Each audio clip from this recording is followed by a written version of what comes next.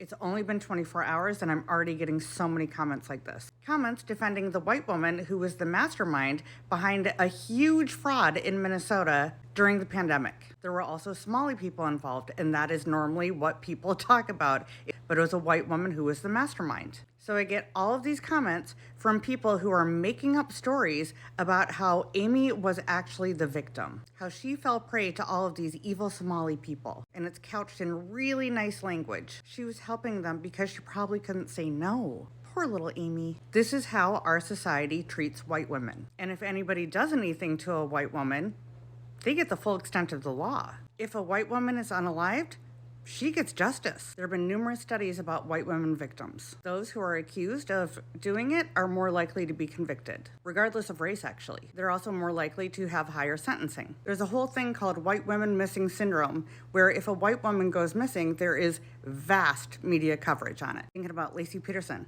There was a woman of color who went missing around the same time. Do you remember her name? It was Evelyn Hernandez, in case you don't. Hell, if we're talking about Minnesota, there have been a number of cases of police unaliving people there. I think we all remember George Floyd. I remember a press conference with Keith Ellison, the Attorney General, and the county attorney at the time, Mike Freeman. And they laughed, literally laughed, about how hard it is to convict a policeman. And Keith Ellison looked over at Mike Freeman and was like, he's only ever been able to convict one police officer. You know why?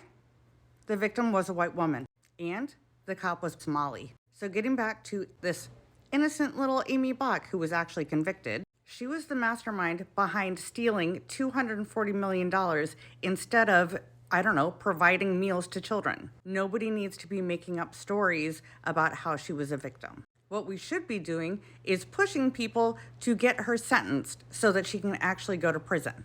Because, like, either you care about fraud or you're looking to denigrate the Somali community, like a little racist.